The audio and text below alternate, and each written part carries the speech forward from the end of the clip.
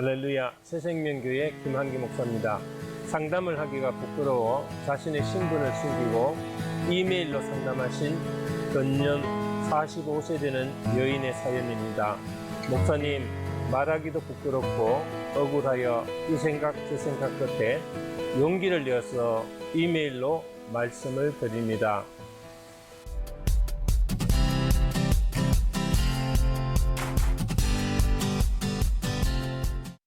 첫 결혼에 실패하고 7년 전 딸아이 하나를 데리고 생활하기 위하여 미용 기술을 배운 후 동네 미장원을 개업하여 1년 정도 영업을 하던 중이었습니다. 머리를 하러 오는 단골 동네 아주머니가 저의 사정을 잘 알고 혼자 사는 것보다는 재혼하는 것이 좋지 않겠느냐며 저보다 2살 어린 지금의 사람을 소개받았습니다. 말로만 듣던 사람을 막상 만나보니 첫 느낌은 그저 그랬습니다. 그러나 상대방이 워낙 다정다감하게 이야기를 하고 꿈에 부푼 미래의 설계도 하기에 믿음지는 않았지만 그런대로 싫지 않아서 계속 교제를 하기에 이르렀습니다. 그러다 보니 교제한 지 3개월 만에 자연스럽게 깊은 관계로까지 발전하게 되었습니다. 물론 부끄러운 일인 줄은 알지만은 남자 쪽의 강한 요구와 달콤한 유혹 속에 본인 역시 그동안 외로운 상태인지라 그게 싫지 않아서 순간 모든 사례를 잃고 남자가 하자던 대로 됐습니다. 그런데 그 이후부터 이 사람이 슬슬 피하기 시작합니다. 꼭 만나도 예전 같지가 않고 너무 뚱뚱하다는 등, 눈이 어떻다는 등, 걷는 것이 어떻다는 등, 또한 저의 성격이 뭐가 난다는 등 가진 이유를 가지고 모욕감을 줍니다. 이 남자의 처음 태도와 나중 태도가 너무나도 달라서 마음에 분이 치밀어 잠을 이룰 수가 없습니다. 서로 교회도 다니고 신앙생활도 하여서 남자분이 신앙생활을 잘 하는 상태라고 알고 있습니다. 남자 쪽 역시 재혼입니다. 단지 남자분은 아이가 없다는 것이 저와 차이가 있을 뿐입니다. 목사님, 여자가 혼자서 아이를 데리고 사는 것이 얼마나 오죽하겠습니까? 제 생활이 너무 고달프다 보니 누군가를 의존하려고 했던 마음이 이런 실수를 저지른 것 같습니다. 그런데 요즘은 그 남자가 나에게 한 모진 말만 생각나고 자신의 못남이 너무나 창피하고 마음이 너무 아픕니다.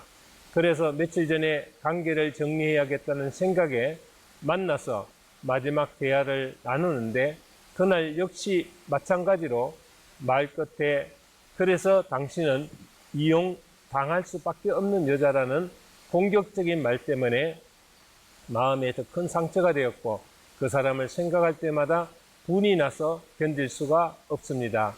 하나님 말씀을 들을 때마다 회개는 하지만 그럴수록 마음의 상처는 지워지지 않고 너무 괴롭고 아파서 잠이 잘 오지 않습니다. 목사님, 저는 어떻게 하면 좋을까요? 어떻게 하면 마음에 받은 상처와 성기억들을 치료받고 마음의 평안을 찾을 수 있을까요? 도움의 말씀을 주십시오. 이상이 편지의 내용입니다. 이 편지를 보내신 분에게는 미안한 얘기지만은 주위에 일상적으로 들을 수 있는 얘기입니다. 사람이 사는 사이에서 있을 수 있는 이야기지만 믿는 사람으로서 그리 듣기 좋은 이야기는 아닌 것 같습니다. 초혼보다 더 어려운 것이 재혼이라고 합니다.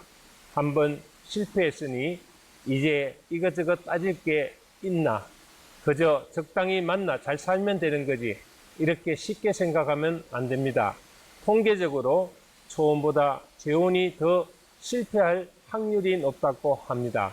그러므로 재혼할 경우 결심하기 전에 냉정하게 모든 것을 잘 살피고 또 살펴야 합니다. 그렇지 않으면 나왔던 불행의 어두운 굴 속에서 다시 들어가게 되지요. 그뿐 아니라 결혼에 실패라는 무거운 짐을 지고 있는 상태이므로 버림받은 심정과 사랑에 대한 피해의식이 그 다음 상대자에게 전이되어 처음처럼 의지하는 힘이나 사랑하는 마음이 쉽게 일어나지 않을 것입니다. 결혼이란 현실입니다.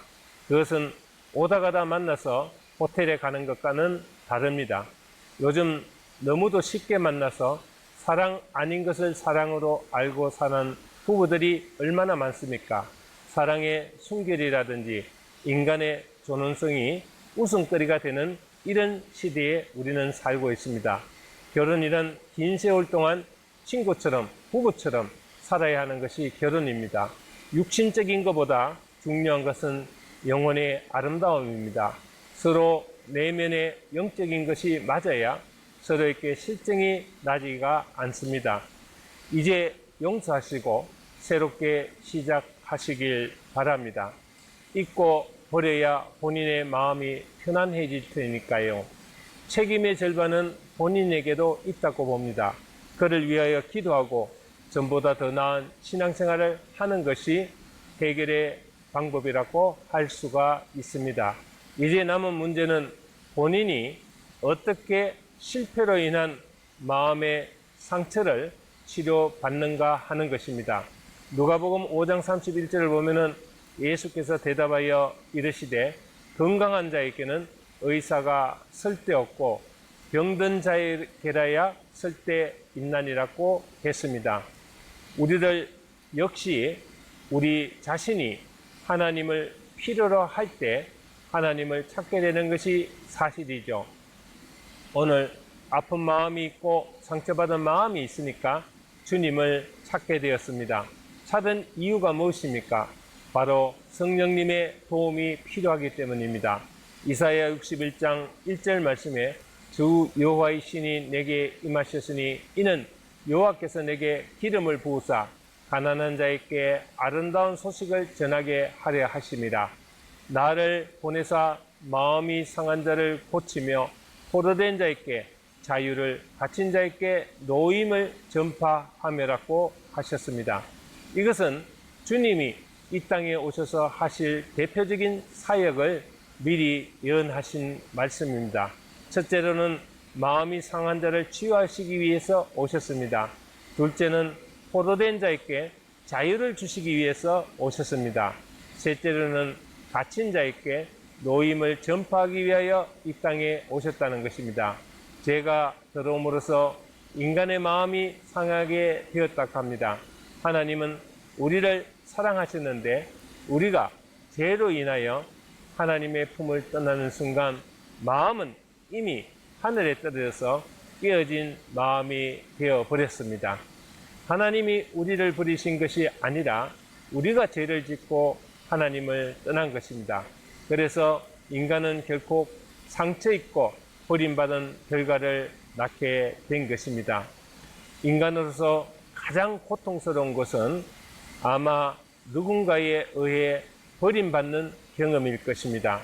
예를 들어 함께 신뢰하고 믿으며 세상에 어떤 일이 있어도 함께 하리라는 굳은 약속 가운데 열심히 살던 부부 중 한편이 배신하고 상대를 버리면 이로 인한 상처는 세상이 다 무너지는 듯한 고통이 따르게 되는 것입니다.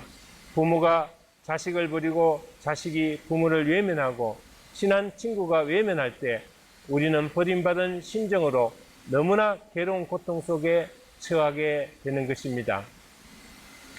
메일을 보내신 집사님은 한때 자신의 잘못된 분별의 대가로 지금 고통받고 잠 못 이루는 아픔의 시간을 보내는 것 같습니다. 그러나 과거의 모든 죄와 잘못은 이미 지나간 일들입니다.